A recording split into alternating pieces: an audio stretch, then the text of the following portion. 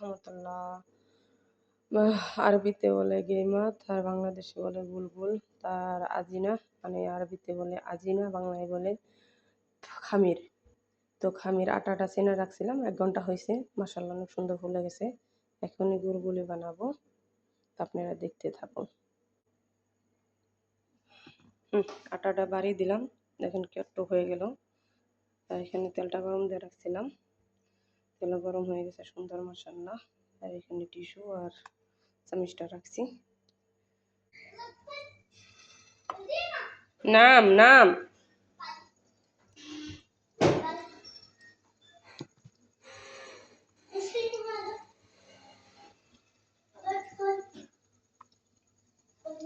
شوية داخلين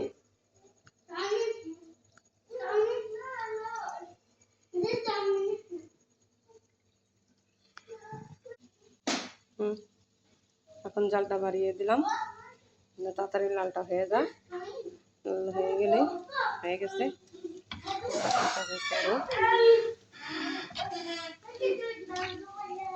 দেখতে থাকুন। আজকে ইনশাল্লাহ দেখে যাবো গুলগুলি বানানো কিভাবে, আর আরবিতে বলে গেম।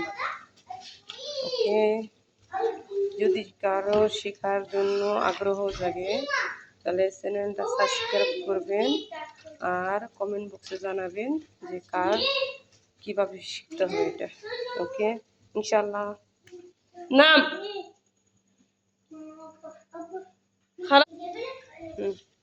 লাল হয়ে গেছে ইনশাআল্লাহ, আর একটু সামান্য লাল হলেই হয়ে যাবে এটা। বাচ্চারা এসে দোকানে আমার চকলেট নিতেছে, আইসক্রিম নিতেছে। তো 2 ভাই যুদ্ধ শুরু হয়ে গেছে। মিতেন, হ্যাঁ হয়ে গেছে। ওকে,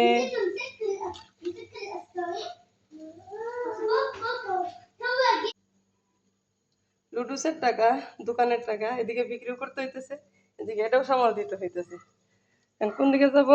অন্তপক্ষে ইনশাল্লাহ যেগুলা আটা আছে, 50 জনের মানুষের আটা আছে, খাইতে পারবো।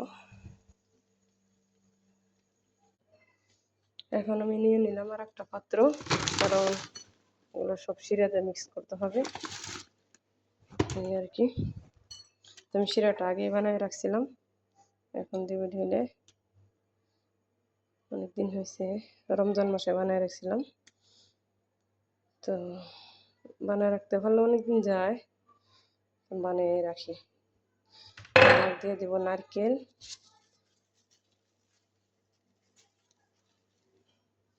এবার একটু নাড়াচাড়া দেবো।